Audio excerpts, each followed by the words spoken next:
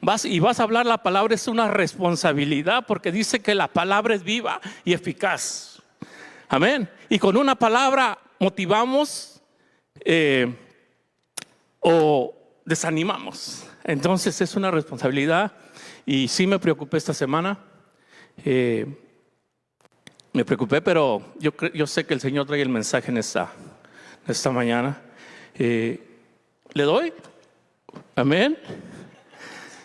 Gloria al Señor. Mire, hermano, esta semana estamos en vísperas, estamos en la puerta de los jóvenes, hermano. Y los niños también, hermana. Y los niños, estamos en puertas de estar en una semana de oración, hermanos, y de ayuno. Y sabe que hoy vamos a predicar de oración.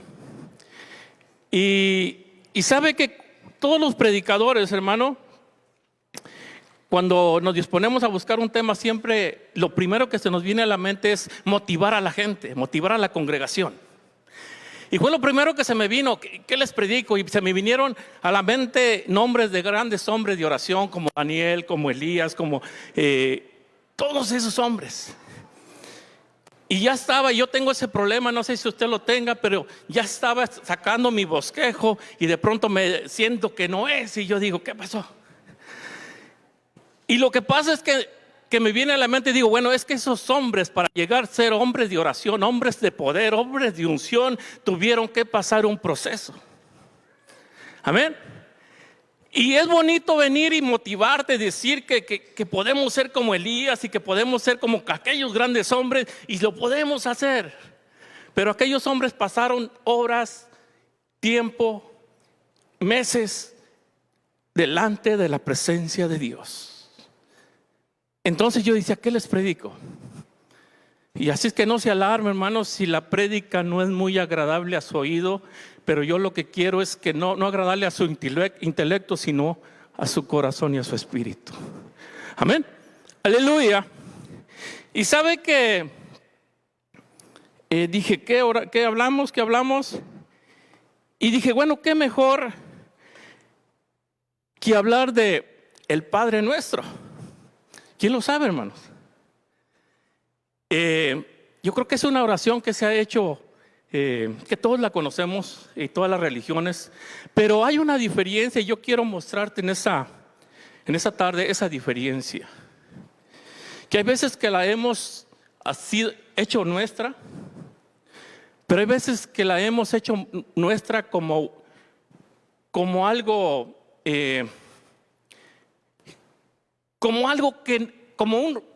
no quiero que nadie se ofenda, de rato les voy a explicar qué es esta palabra, no es mala, pero lo hemos hecho como un rezo. Ahorita te voy a explicar qué es. Va a decir, ¿qué está pasando, hermano? Ya me está... No, te voy a explicar. Amén. Y nos hemos olvidado de la realidad, hermanos, del fondo, lo que cuando Jesús les presentaba y les decía a los discípulos, de esta manera vas a orar. Amén. Y lo hemos tomado de esta manera de que es así como debemos orar. No, lo que Jesús no les estaba diciendo que precisamente así tenían que orar, sino que les estaba presentando las bases, el formato. Cuando miramos el Padre Nuestro, hermanos, está formado por cinco bases importantes. Y lo que Dios me nombraba, me llevaba a mi mente, es de que el encabezado, hermanos, dice que cuando te presentas, dice que es primero para adorar a Dios. Dice, Padre Nuestro que estás en los cielos, santificado. Y lo segundo, hermano, ahorita vamos a orar. No se me desespere, hermano. Deme chance para que se me quiten los nervios, amén. Aleluya. Mire, dice, santificado sea tu nombre, y luego dice, y hágase tu voluntad, así en el cielo, no, aquí, así en la tierra como en el cielo. Esa es la manera, o sea, esa es la prioridad. Cuando tú te presentas o yo me presento delante de Dios en oración, tengo que estar abierto a que no es mi voluntad, porque cuando nos presentamos delante de Dios, lo que primero es que lo llenamos de peticiones. Y queremos que Dios haga nuestra voluntad, cuando es al contrario, es pedir que se haga la voluntad de Él en la tierra. Y hacer la voluntad de Dios en la tierra es que yo sea cambiado y transformado a la manera de Él. Amén. Aleluya. Ponte de pie y vamos a orar para entrar de lleno. Aleluya. Gloria al Señor. Mire que yo saco un montón de citas que al último me pierdo, hermano, no creo. Pero lo vamos a lograr. Amén. Oramos. Y yo quiero que el pastor ore por mí, por la palabra. No por la palabra, por mí. Amén. Aleluya. Y todos le seguimos, hermano. Aleluya. Pásele, pastora, también. Venga. Wow. Les amo, les extrañé, pero subí para orar por Jorge. Padre, gracias. Gracias por ser tan bueno. Gracias por ser tan amoroso, Señor. Gracias porque tú nos llenas de tu palabra, nos llenas de tu amor. Y gracias por este varón que está aquí, Señor, este siervo, Jorge. Gracias porque tú le has ungido y le has dado gracia y le has dado favor. Yo te pido que la palabra que has puesto en su corazón sea una palabra que entre a nuestras vidas, traiga un rema, traiga convicción, traiga sanidad, traiga restauración a nuestra mente y a nuestro corazón. En el nombre de Cristo Jesús, Señor. Amén. Gracias. Aleluya. Ahora sí, tomen asiento. ¿Están listos? Amén. Yo no. No se crean, hermanos. Vamos a empezar. Sí, mire, cuando yo empezaba a buscar este mensaje, ya no es un secreto, siempre les he dicho que se me dificulta esta manera de predicar, pero creo que ahí vamos. Y me acordaba de un versículo, de una lectura que está en el libro de los Hebreos, y podía entender al escritor en el libro de los Hebreos cuando decía, no sé si usted lo recuerda, pero decía: hay mucho que decir y difícil de explicar. El escritor de los Hebreos, hermanos, se estaba refiriendo a aquel grupo que había venido de la cautividad, que había regresado, pero en lugar de haber regresado con más ánimo porque habían sido libertados y liberados, dice que estaban cayendo en una rutina y lejos de caminar estaban regresando a los principios. Entonces cuando va y mira esta situación, dice: es difícil hay mucho que decir, pero es difícil de explicar. En otras palabras, ustedes, dice, que ya sí deberían de ser maestros, tienen necesidad de que les vuelva a enseñar los primeros rudimentos. O sea, los rudimentos son principios. O sea, que bien regresado, en lugar de haber caminado, bien regresado hacia atrás. Pero ese no es el mensaje. Yo solamente quería atribuirme lo que él decía cuando yo estaba estudiando este mensaje para predicártelo. Hay muchas cosas que decir de la oración, pero es bien difícil de explicar. Porque como cristianos no deberíamos tener la necesidad de que se nos explicara qué es la oración. Mire, estaba viendo un comentario que decía que la oración para el cristiano es debería ser como el respirar, que sería más difícil no hacerlo que hacerlo. Lamentablemente nosotros como seres humanos somos un poco retardados para eso, ¿ven? Se entiende. Y yo quiero explicarte, si vamos a hablar de oración, yo quiero empezar por el principio. Y el principio es: ¿qué es la oración? ¿Qué es la oración para usted, hermano? Sencillas, palabras sencillas. ¿Qué es la oración? Para decir, pues explíquemelo, usted es el predicador, amén. Ok, mire, la oración en palabras sencillas, hermanos, es dirigirse verbalmente a una persona divina, a un personaje divino, o simplemente hablar con Dios. Esa es la oración. Amén. Y son cosas bien sencillas. Y quizá que sí las conocemos, pero nos hemos desviado, las hemos como un poquito distorsionado. Y yo me preguntaba, o a veces nos preguntamos, ¿por qué es que la oración en veces no ha sido respondida o no ha sido contestada? Yo no sé los planes de Dios. Pero una de las causas que yo miraba en esta lectura, cuando yo buscaba la oración, es de que de pronto la oración la hemos distorsionado, hermanos.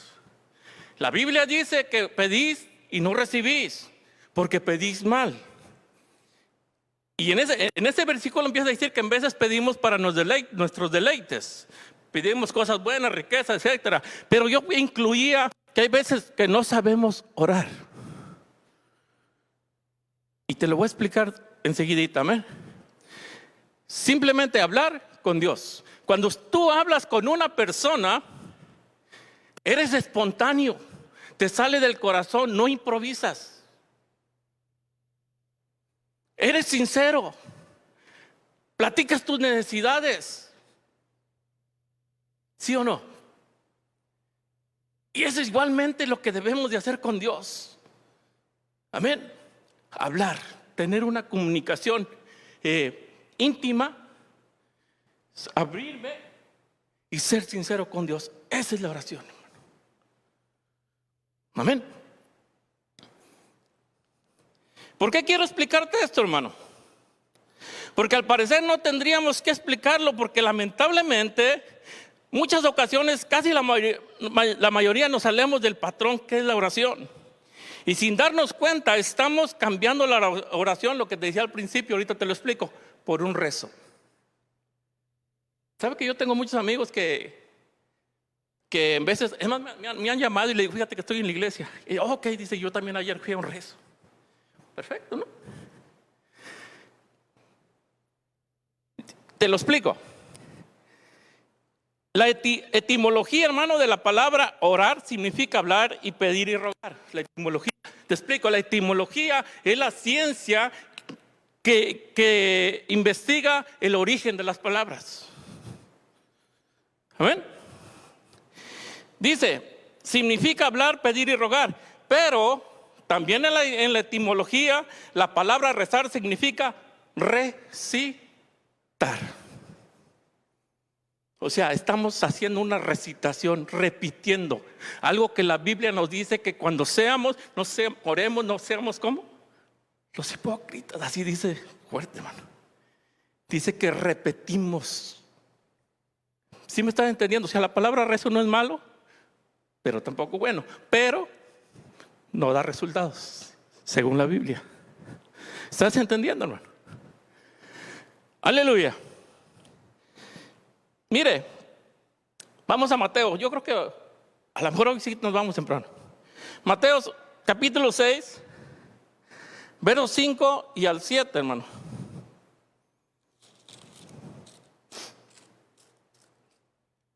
Mire, para que no digan, no, el hermano ya me está ofendiendo. No, es la palabra. Y cuando ores, no seas como los hipócritas, porque ellos aman el orar en pie en las sinagogas y en las esquinas de las calles para ser vistos de los hombres. De cierto os digo que ya tienen su recompensa. Mas tú cuando ores, entra en tu aposento y cerrada la puerta, ora a tu Padre que está en secreto, y tu Padre que ve en lo secreto te recompensará en público. Y orando no uses, ¿qué dice allí, hermano? No reces. No porque sea malo, es que no tiene resultados. ¿Me estás entendiendo? Y nosotros, sin darnos cuenta, caemos en esa repetición. Hay veces que de pronto oramos, pero ya no sabemos ni qué estamos orando, hermano, ni qué estamos pidiendo. Y empezamos a repetir lo mismo. Y hay veces que decimos, ¿por qué tarda tanto Dios en responderme? ¿Por qué Dios no contesta mi oración? Y entonces yo me preguntaba, ¿será que también esto aplica donde dice que no recibimos porque pedimos mal? Entonces, si vamos a entrar, hermanos, a una semana de oración, la iglesia local, los hermanos que se quieran añadir, tenemos que entender y saber la forma y la manera que Dios quiere que se ore. Cuando Jesús les presenta a los discípulos y les dice, de esta manera van a orar, estaba poniendo un ejemplo, estaba poniendo ¿cómo se llama cuando vas a la escuela y que que vas a hacer un proyecto y llevas algo como muestra? Algo así. Oren por esto, esta es la prioridad. Glorificar a Dios y pedir que la voluntad de Él sea hecha en la tierra. ¿Le das un aplauso al Señor? ¿Estamos entendiendo? Y cuando yo miraba esto, decía, Señor, ¿lo diré o no lo diré? Pero hermanos, hay veces que tenemos que, a eso vinimos a aprender. Amén. Entonces, Santiago 4:3, ¿qué dice? Pedid y no recibís porque pedís mal. No es que Dios no escuche la oración. Simplemente es que no es correcta la oración. Por lo tanto, no es que Dios no escuchó, sino que no te la contestó. Y yo he estado muchas veces en esa situación que le he estado reclamando a Dios. Pero cuando yo empiezo a leer y empiezo a investigar, me doy cuenta que digo, en realidad estoy cometiendo errores porque me inclino más a buscar de Dios por mi necesidad. Apenas caigo de rodillas y primero que le digo a Dios, Señor, ayúdame. Y empezamos a pedir nuestra voluntad y nos olvidamos que es la voluntad de Dios la prioridad. Amén. Vamos bien recio, más y más que nos vamos temprano. Entonces ya nos vamos a ir a la barbacoa ya con el hermano Efraín. Ok, entendimos ese punto, hermanos. ¿Qué es la oración? Segundo punto, ¿para qué es la oración? ¿Para qué es la oración? Dice, hay veces que tenemos una idea o concepto, hermano, equivocado, ¿para qué sirve la oración? A veces creemos que la oración solo es para pedir a Dios que supla nuestras necesidades, pero eso es parte solamente. Debemos de entender que la oración no es para que Dios cumpla nuestra voluntad, sino como medio para que la voluntad de Él sea cumplida en la tierra. Y cuando estamos hablando de que la voluntad de Dios sea cumplida en la tierra, incluye que por medio de esa oración podemos ser transformados y que la voluntad de Dios se haga en nuestras personas y en nuestro corazón. Esa es la voluntad, que Dios cambie y transforme nuestras vidas. Esa es la prioridad cuando oremos a Dios. Glorificar su nombre y que la voluntad sea establecida en toda la tierra. Amén. Mire, Mateo 6:10, con lo que comenzábamos. Aleluya. Aquí me traje los de estos ayudantes. Téngame paciencia. Dice lo que parte de la oración: venga tu reino y hágase tu voluntad como en el cielo, así también en la tierra. Esa es la prioridad de la oración. Y yo me he topado, no sé usted, pero yo me he topado con amigos que dicen que esa es la verdadera oración. Yo le digo, sí, es la verdadera oración, pero es una muestra de cómo debes orar. Porque si entonces oramos siempre esa misma oración, entonces vuelve lo que estamos hablando, repetitiva. Lo que yo no debo de olvidarme es de los puntos que Jesús estableció de qué es la prioridad cuando yo ore a Él. ¿Sí estamos entendiendo? Si usted mira en esa lectura de esa oración que Jesús les mostró, hay 5 puntos. Pero los primeros 2 puntos importantes son esos, los que encabezan: la adoración y la voluntad de Dios. Después empieza la necesidad, el pan de cada día. Pero lo primero es eso, hermanos. Y me ha tocado. Yo he orado y lo primero, en lugar de acordarme de que la voluntad de Dios sea establecida en mi vida, yo con lo que le digo: Señor, tú sabes la necesidad que tengo aquí. Yo no sé cómo, pero tú tienes que suplirme. y me estoy olvidando que la necesidad de orar es la voluntad de Dios. Y cuando yo me preocupe porque la voluntad de Dios sea establecida en la tierra, entonces Dios se va a preocupar de mis prioridades. Amén. Aleluya. Vamos bien recio, hermano. Mire, Romanos 12, capítulo 12, verso 1 y 2. Así que, hermanos, os ruego por las misericordias de Dios que presentéis vuestro cuerpo en sacrificio vivo y santo, agradable a Dios, que es vuestro culto racional. No os conforméis a este siglo, sino transformados por medio de la renovación de nuestro entendimiento, para que comprobéis cuál sea la buena voluntad de Dios, agradable y perfecta. Transformados y renovados. Esa es la intención, hermanos, de la oración, que seamos transformados, cambiados y renovados, para que la voluntad de Dios sea agradable y perfecta. Amén.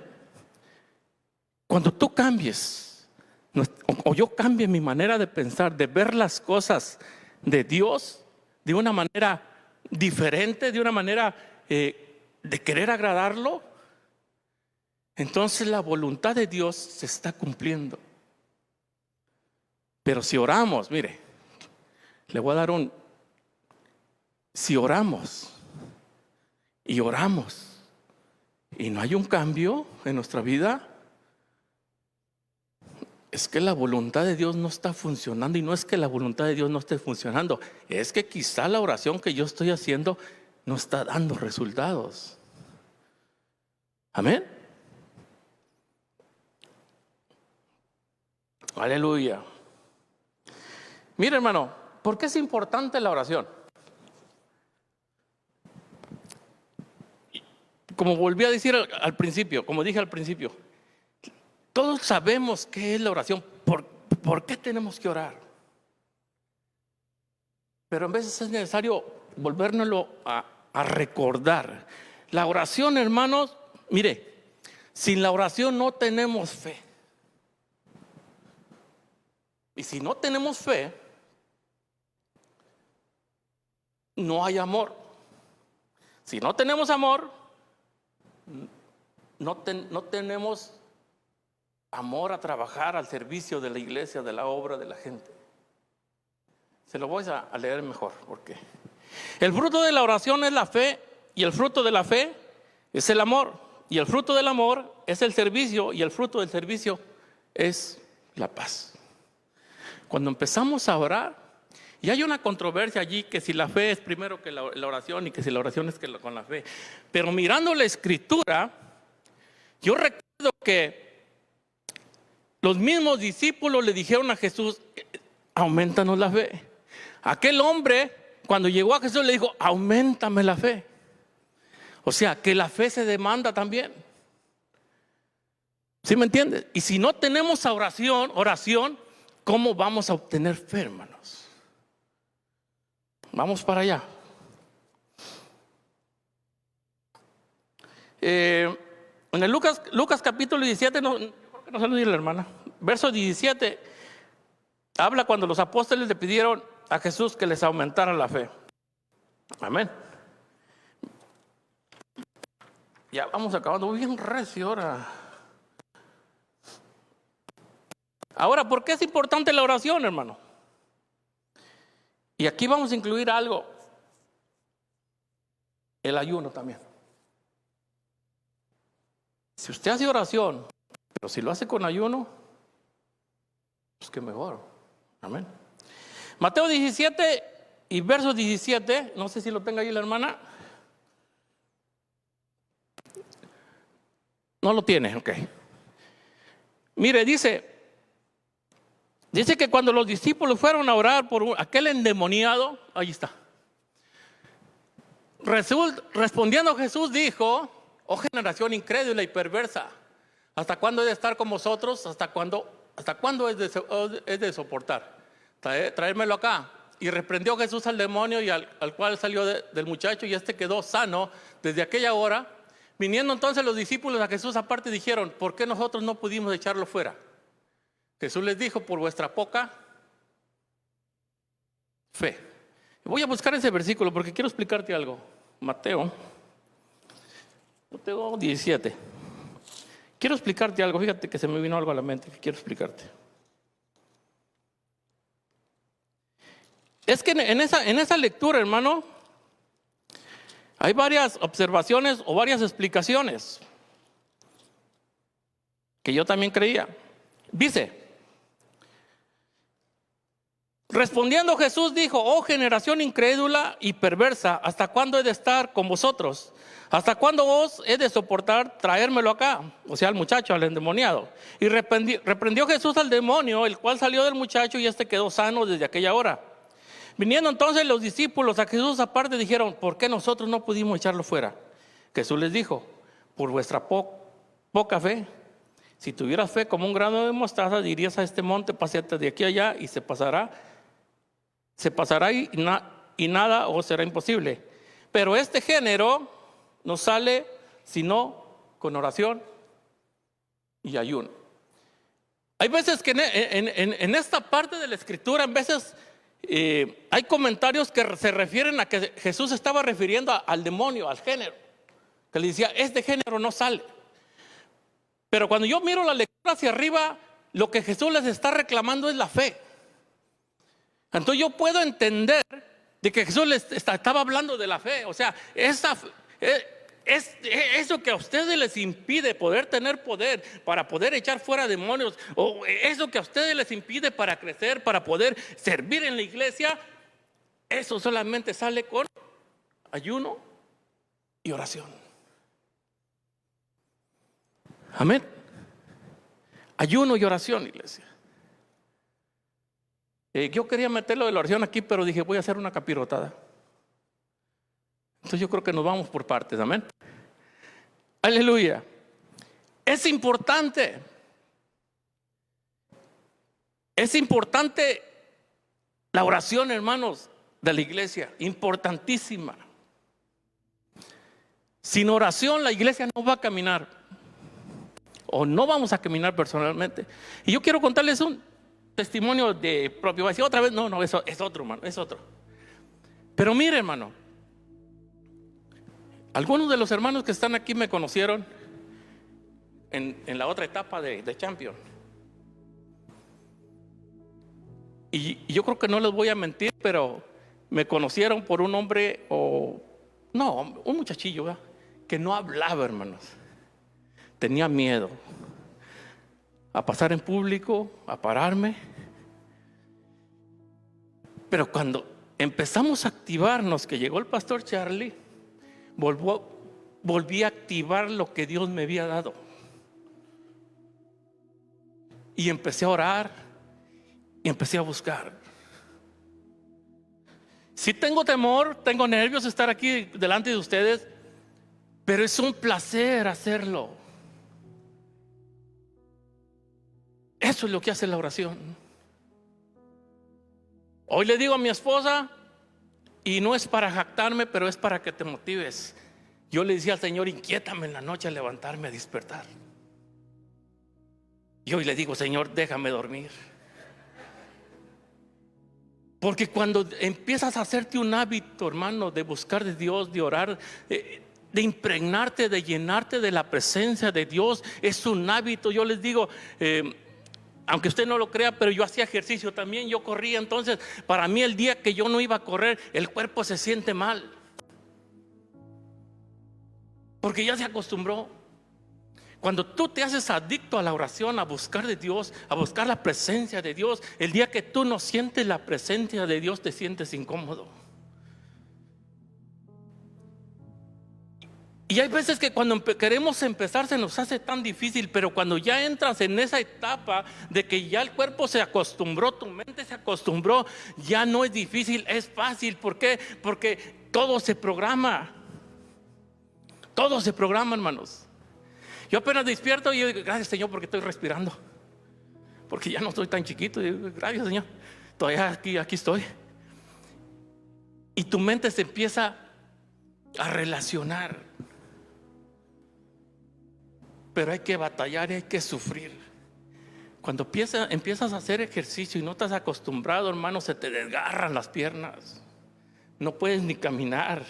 Pero cuando empiezan los músculos a fortalecerse, hermano, oye, te sientes que corres en el aire. Yo sentía que corría en el aire. No. Yo digo, ¿qué años aquellos? Pero no los cambio por los de hoy.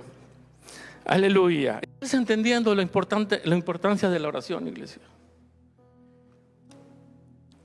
Yo creo que debemos de empezar por el principio. Saber qué es la oración y para qué me sirve la oración. Yo decía, se me venía a la mente traerte un mensaje de Daniel, un hombre que desde joven creció con una sabiduría, que fue llevado cautivo por su sabiduría, porque el rey que los cautivó dijo, quiero jóvenes que sean sabios, tráiganmelos. Y dice que cuando Daniel llegó, hermanos, Dios actuaba de una manera especial en su persona, que tenía gracia para caerle bien al rey y a la gente. Cuando tú buscas de Dios, hermano, empezamos a tener gracia, no nomás delante de la gente, sino delante de la presencia de Dios. Amén. Por eso, iglesia, te invito, te animo, que esta semana que vamos a entrar en oración, inclúyete. No importa que nos empalmemos, ¿verdad? Que no, pues a mí me toca a las 3, pues a mí también a las 3. No importa que haya 10 orando a las 3. Pero es importante la oración, hermanos. Amén. Mire, el ayuno hará que tus oídos espirituales sean más audibles para escuchar la voz de Dios. El ayuno nos permite entregarnos a la voluntad de Dios. Es una manera concreta de decidir, no se haga mi voluntad, sino la de Dios. El ayuno es para eso, para que nada nos estorbe, hermanos. Cuando tú miras hombres en la Biblia que se dispusieron a orar, hablando de Daniel también, dice que Daniel se preparó y oró. Y dice con sabiduría, Daniel fue sabio y se preparó y oró. Y dice que esa disposición que Daniel disponía para orar, oiga, si usted mira el libro de Daniel, mira cosas sobrenaturales. Daniel podía ver a los mismos ángeles. Dice que cuando estuvo aquellos 21 días de ayuno y después estaba orando, quizá yo me hubiera levantado porque ya tenía 21 días de rodillas, pero dice que Daniel no se levantaba, y cuando ya se estaba queriendo desanimar, dice que llegó el ángel y me impresiona una palabra que le dio. Le dijo, Daniel, desde el primer día que tú oraste, tu oración fue escuchada. Dice, pero cuando yo venía, el ángel hablando, dice, el príncipe de Persia me hizo guerra. Cuando tú ores, hermano, no te impacientes. No te impacientes, porque cuando tú oras se desatan, hermanos, en el cielo una guerra tremenda. Y que aunque Dios ya haya escuchado tu oración, pero siempre va a haber algo que se interponga entre tú y Dios. Pero el trabajo de nosotros como cristianos es persistir, buscar y resistir. La Biblia dice que el reino de los cielos se hace fuerte y los valientes lo arrebatan. Cuando está hablando de que el reino de los cielos se hace fuerte, hermano, yo creo que como está la guerra en Israel, y hay que orar por Israel, nos imaginamos eso. No, cuando habla que el reino de los cielos se hace fuerte, es porque hay espíritus. Cuando empezamos a orar, se desatan y hay una lucha. Y esa es la dimensión que yo te quiero llevar, que entendamos la dimensión que debemos de estar preparados con la oración.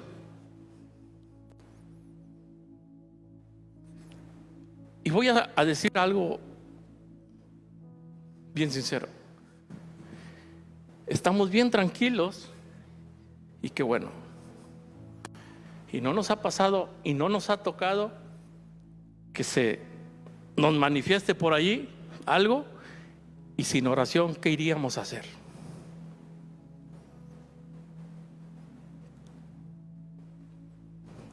¿Sí me está entendiendo, hermano? Mire, una última cita. Segunda de Crónicas 7:14. Si se humillare mi pueblo, sobre el cual mi nombre es invocado, y orar. Yo quiero que notes dos cosas allí. Si estamos hablando de oración, la oración está en el segundo renglón. Pero cuando empieza dice, si se humillare.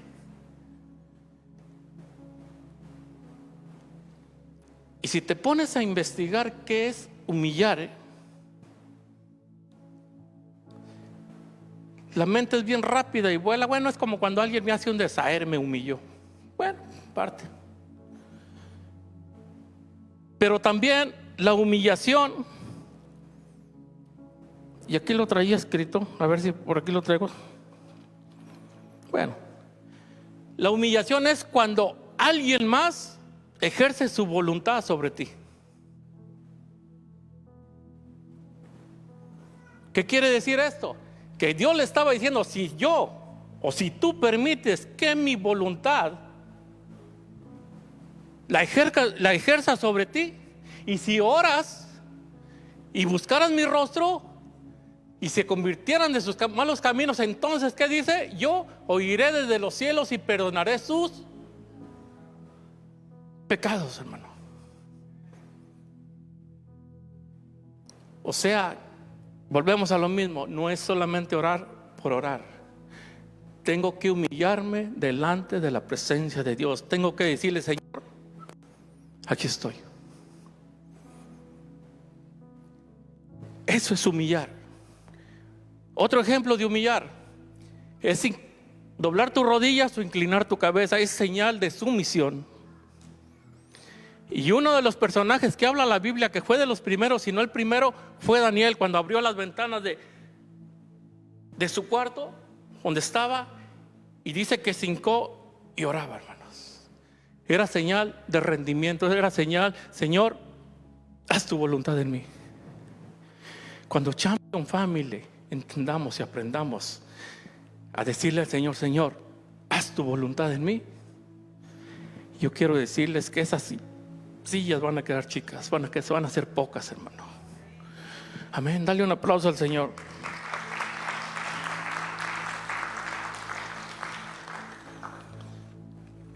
Ya casi acabamos, hermano. Yo quiero que, no sé si encuentre yo a Daniel por aquí, pero creo que ya lo vimos. Cuando yo miraba porque sabe que yo cuando busco una lectura, no sé si esté bien o no, pero yo necesito que la lectura me pegue. Cuando yo estoy leyendo, yo necesito que eso me pegue, que yo lo sienta que me pegó a mí. Y entonces yo digo, Señor, algo quieres hacer.